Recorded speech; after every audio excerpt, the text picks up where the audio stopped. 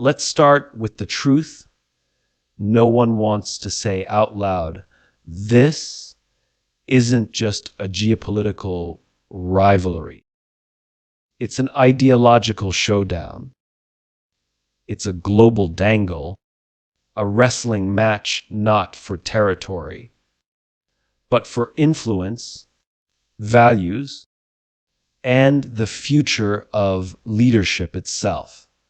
And we are all part of it. Whether we realize it or not, we are in the arena. China vs. America is no longer just about trade wars, military posturing, or economic growth charts. It's about the battle between two visions of the future. One built on control, scale, and centralized power. The other on freedom, innovation, and distributed responsibility. But here's the bold truth: neither side wins by being better at dominance. The real winner will be the one that leads by purpose, by trust, and by how deeply it inspires its own people and the world. Because the future isn't shaped by governments alone. It's shaped by people. It's shaped by how we choose to think, to lead, to build, and to serve. This isn't a contest of flags. It's a contest of mindsets. China is rising fast, unapologetically, relentlessly, and in many ways with terrifying precision. They don't just plan for next quarter, they plan for the next generation. Their system may be rigid, but it's focused. Their strategy may be top-down, but it's deeply unified. And in that structure, they find efficiency, speed, scale. This is not a battle of flags, armies, or economies. It's a battle of mindsets. The clash between China and America is not just a geopolitical confrontation.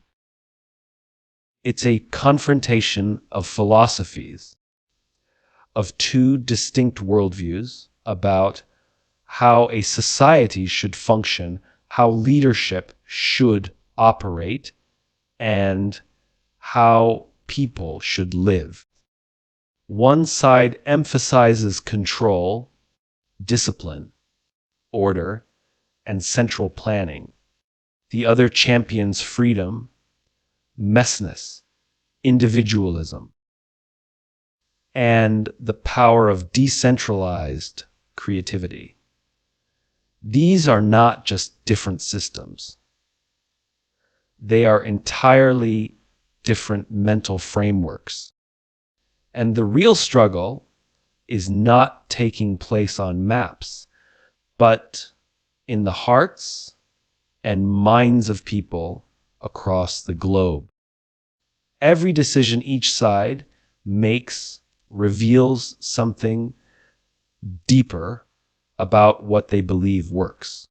China's model is built on top-down command, clear direction, unified voice, state over self.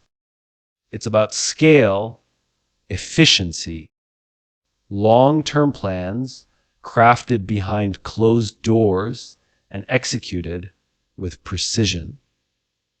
From the outside, it can look powerful, streamlined, and effective. And in many ways, it is. When a system moves in unison, it moves fast and far. But inside that precision, there is often a caustic, suppressed dissent, limited flexibility, and a culture that values replication over imagination. On the other side, America's model is disorderly by design. It is loud, contradictory, often paralyzed by debate. But what many see as weakness is also its greatest strength. That noise is freedom. That conflict is expression. That unpredictability is the birthplace of innovation. Because when people are free to think, to question, to challenge what's accepted, they discover what hasn't been imagined yet. America's chaos, in truth, is a crucible for creativity. It is hard to manage, but impossible to replicate. It doesn't produce obedience. It produces visionaries. So what does this mean for us? It means the fight is not just happening in policy or diplomacy. It's happening in culture, in education, in leadership, in how people think and behave every day. The real battleground is ideological. Will the future be built by centralized control or by empowered individuals? Will we prize speed or soul, uniformity or diversity, obedience or originality? This is not an abstract debate. It shows up in the tools we build, the companies we launch, the movements we lead. It shows up in how we raise our children, how we run our teams, how we respond to pressure. It shows up when a young entrepreneur asks, should I take the safe route or build what I believe in? It shows up when a leader says, do I dictate or do I listen? It shows up in moments where conformity is easier. But originality is needed. This isn't just about which nation wins a trade war or whose military is stronger. It's about which mindset will shape the future. And every time we choose one way of thinking over another, we're casting a vote for the world we want to live in. Inspiration has become the most powerful currency of influence in the modern world. It's no longer enough to have authority, to hold a title, or to occupy a position of power.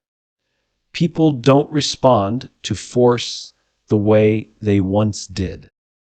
They don't rally behind leaders simply because of their status. In today's world, people follow belief. They follow vision.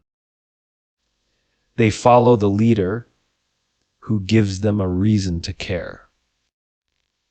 And that's why the nation, the company, or the individual who can inspire the deepest will always lead the farthest. This is the new reality of power. Not domination, but inspiration. It's what moves people not just to comply, but to commit. It's what turns followers into advocates and employees into mission-driven warriors. You can pay someone to show up, but you can't pay them to care. That comes from something deeper. That comes from inspiration. And when a vision captures hearts, when it speaks to purpose and identity, it becomes unstoppable. When we look at the global landscape, we see that inspiration is not evenly distributed. Some leaders focus on control, on rules, on obedience. They seek outcomes through pressure, but pressure may achieve short-term compliance. It will never unlock long-term greatness because pressure is exhausting. It squeezes people into boxes. It creates fear, not faith. And fear cannot build the future. Fear keeps people small. But inspiration makes people bold. It makes them take ownership. It turns problems into missions. Great nations understand this principle. The ones that rise are not the ones who silence dissent. They are the ones who allow the best ideas to win. They are the ones who cultivate culture, who give space for people to experiment, to express, to question. Because when people believe they matter, they give their best. When they feel seen and valued, they show up with passion. And passion is not something you can demand. It must be inspired. Inspiration fuels resilience. It builds loyalty. It creates movements. You can build a factory with force, but you build a future with belief. This applies not only at the national level, but also at the personal level. If you want people to follow your lead, stop trying to control them. Start giving them something worth believing in. Paint a picture of what's possible. Tell them why it matters. Show them who they can become. Inspiration doesn't mean hype. It doesn't mean being loud or dramatic. It means being clear. It means being honest. It means living what you preach. Because people don't follow words. They follow consistency. They follow leaders who live their values. Leaders who are willing to serve first, sacrifice first, and show up first. That's what creates trust. That's what builds momentum. That's what shifts a culture. In a world where noise is constant and attention is fleeting, the voice that rises above is not the loudest. It's the one that speaks with meaning. The voice that calls people to something bigger than themselves. The voice that reminds them why their work, their life, their effort has purpose. Leadership today has nothing to do with rank, position, or how many followers someone has. It has everything to do with ownership. The truth is, the world doesn't need more titles. It needs more people who are willing to take responsibility for what needs to be done. It needs people who stop pointing fingers and start becoming the solution.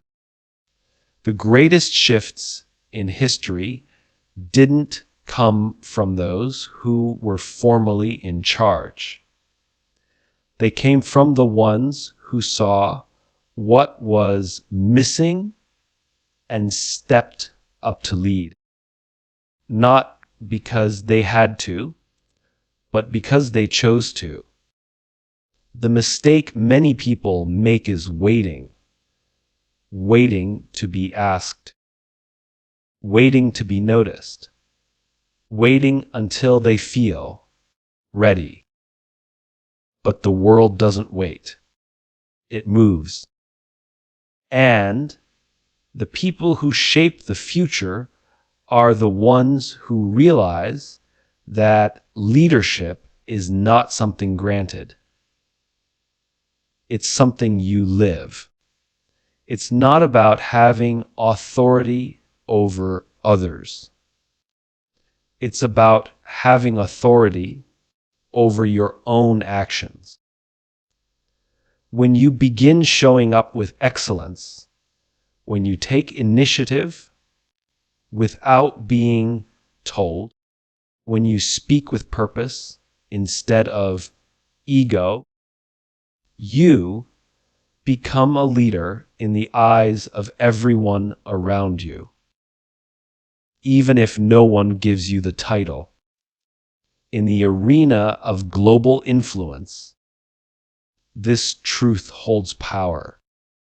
Nations that thrive are those that cultivate citizens who act like leaders. People who own their craft, own their choices, own their impact. Not because someone is watching,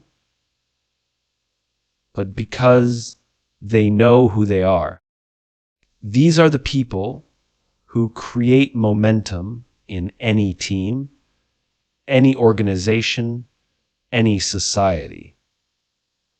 They don't wait for permission to care. They don't wait for crisis to act. They see the need and they move. That's leadership. And the same principle applies across borders and cultures. Whether it's China's disciplined structure or America's chaotic innovation, the common thread is that change happens when individuals take action. Not when they're told, but when they decide. You don't need to be the president to influence a generation.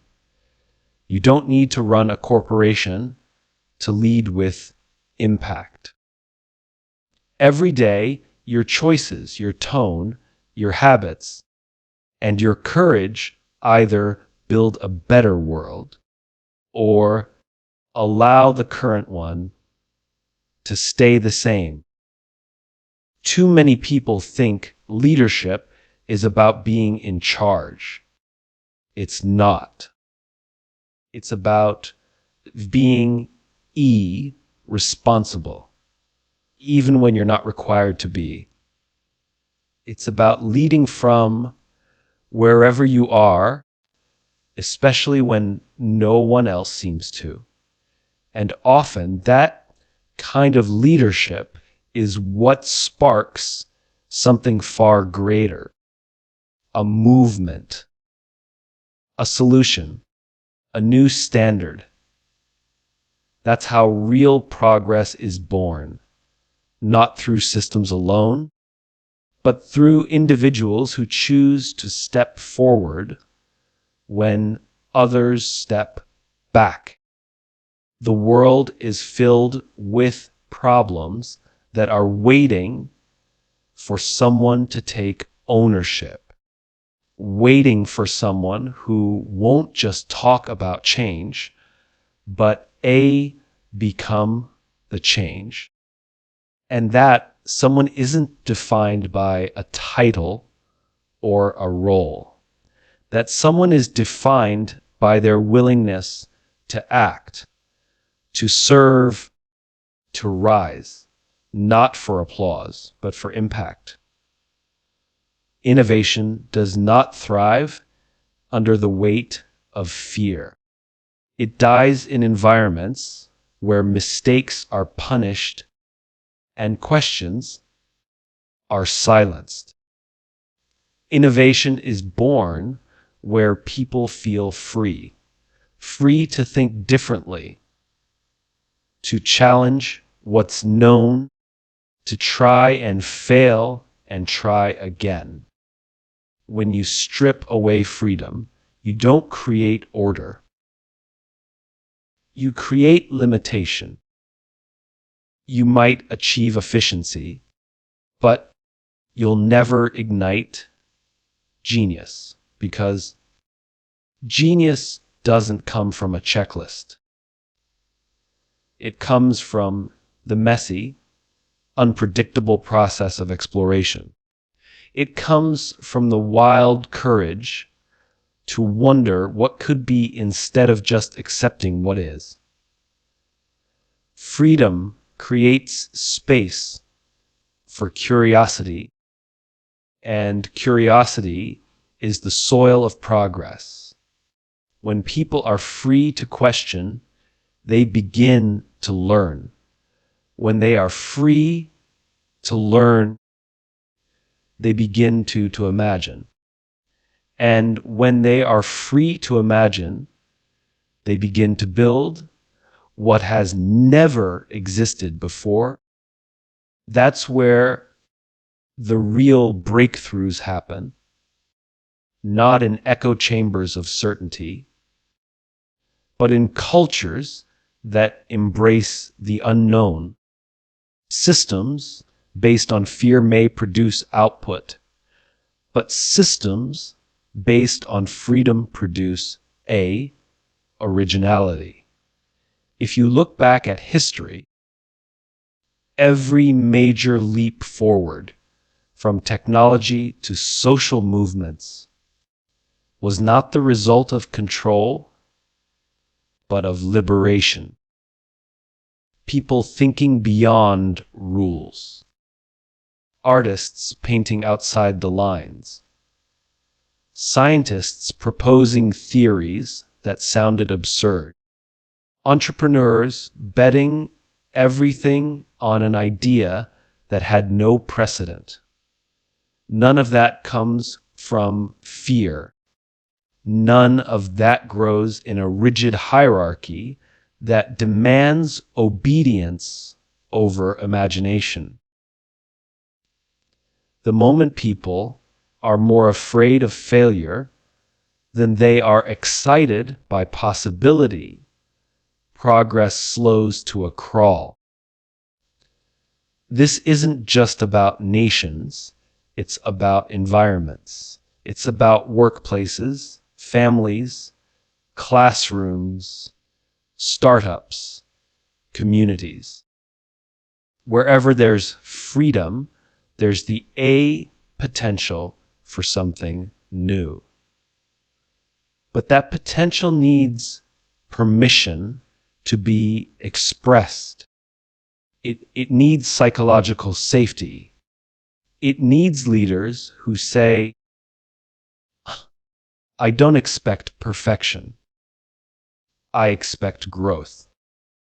Because when people are free to experiment without fear of ridicule or punishment, they begin to think like innovators. They stop aiming for approval and start aiming for impact. In countries where freedom is a cultural value, innovation becomes a habit. It becomes embedded in the DNA. People grow up believing you can change things. They believe they should ask questions. They're taught to value uniqueness over conformity. And while that often leads to disorder, to friction, even to mistakes, it also leads to brilliance. True innovation is rarely clean. It's often frustrating, but it is also the only path forward. No one disrupts an industry, rewrites a norm, or redefines a future by staying inside the boundaries of comfort and compliance. When fear is the motivator, people protect what already exists. When freedom is the motivator, people pursue what doesn't yet exist. One leads to maintenance, the other leads to reinvention. And in a world that is changing faster than ever, reinvention is not optional. It's essential. Those who foster freedom will be the ones who shape what's next. Not because they had a perfect plan, but because they had the courage to create in the absence of one. Culture is the invisible force that drives behavior when no one is watching. It's not written in laws or manuals. It's felt in the tone of conversation, the way decisions are made, the standards people hold themselves to. And in this new era of global competition, culture is no longer a soft asset. It's the sharpest weapon a nation, organization, or movement can wield. Because when culture is built on strength, resilience, and vision, it becomes the foundation that outlasts any trend, outperforms any strategy, and outmaneuvers any competitor. You can have the strongest military, the fastest technology, or the biggest economy, but if your culture is weak, if your people lack character, drive, or shared purpose, it's only a matter of time before it collapses from within. Culture is what holds things together when the systems are stressed. It's what determines whether people rise to the challenge or retreat in fear. And unlike external tools, a culture can't be copied or stolen. It must be built from within, slowly, intentionally, with consistency and conviction. The most powerful cultures are those that elevate the individual and unite them under a collective mission. They are built around values that aren't just spoken, but lived. Values like courage, creativity, discipline, and humility. These aren't just buzzwords. They are the standards that shape decisions in every boardroom, every classroom, every living room. When people live in a culture that expects greatness, they begin to expect it from themselves. And that creates an upward spiral of excellence. What makes a culture unstoppable is not perfection. It's alignment. When people are aligned in belief, they don't need to be micromanaged. They hold each other accountable. They encourage better. They call out mediocrity because they know who they are why they exist, and what future they are committed to building. That's the difference between a crowd and a culture. A crowd shares a moment. A culture shares a mission. Look at any country, company, or community that has endured through chaos, crisis, and competition. And at the core, you'll find a culture that refuses to quit. A culture that doesn't crumble under pressure, but becomes sharper, more focused, more unified. That kind of resilience doesn't come from external power. It comes from internal belief. When you believe deeply in something, you'll fight for it, protect it, and sacrifice for it. That's what makes culture unshakable. And here's the truth. You don't need millions to build culture. You need a few people who care deeply, who live it, speak it, protect it. Culture starts small, with how one team shows up, how one leader makes decisions, how one person treats another. And over time, those small moments create the environment in which everything else grows. That's how nations rise. That's how movements begin. That's how history is shaped. Not just by strategy or strength, but by the spirit of the people who refuse to settle for anything less than their highest standard. Long-term vision is what separates those who lead with impact from those who simply react to the moment. In a world that rewards instant results, quick wins, and short-term applause, it takes an extraordinary mindset to think 10 steps ahead. But the ones who shape the future are never fixated on just today. They are rooted in a cause so deeply meaningful that they're willing to plant seeds they may never see grow. That's the essence of legacy. That's what it means to play an infinite game. Short-term thinking is everywhere. It's in quarterly profits, temporary fixes, popularity polls, and surface-level solutions. It's easy to chase, easy to measure, easy to celebrate. But it's also easy to lose. Because short-term wins don't build empires. They build moments.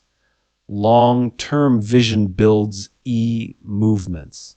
It builds systems that endure. It builds people who are more committed to the mission than they are to their ego.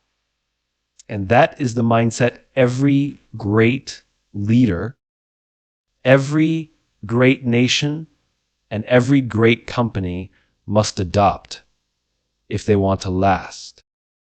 This mindset doesn't just apply to strategy.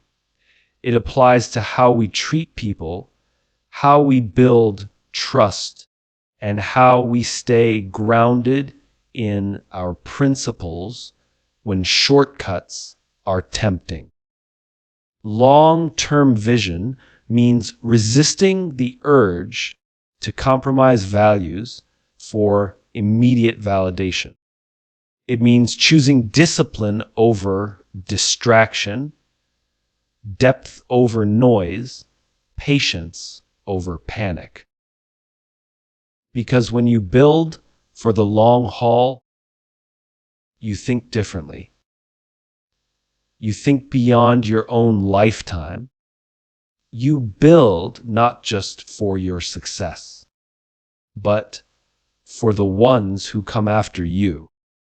The real power of long-term vision is that it gives people something greater to belong to, something that lasts beyond a product launch, a policy cycle, or a political shift. It creates clarity. It creates consistency. It creates conviction in the face of adversity. And people will always rally behind a vision that gives their effort meaning. That's why it's not enough to just be good at reacting. We need to get good at staying committed, even when the results are slow, even when the crowd moves on, even when the scoreboard doesn't reflect the truth yet. Leaders with long-term vision are not obsessed with being first. They're obsessed with being you right. Not for their own ego, but for the mission. They are not swayed by trends or panic. They are grounded, focused, relentless in their pursuit of a future that aligns with their values, not just their ambitions. That kind of leadership builds organizations that last decades. That kind of thinking builds nations that rise with purpose and don't fall at the mercy of every storm. The strength of a long-term vision is that it invites people into something bigger than themselves. It reminds us that we're part of a story still unfolding. And the part we play today, no matter how small, shapes the outcome. It turns everyday work into legacy building. It transforms setbacks into setups. And it ensures that, no matter what changes around us, the mission stays clear. The values stay anchored, and the momentum keeps building toward something truly timeless.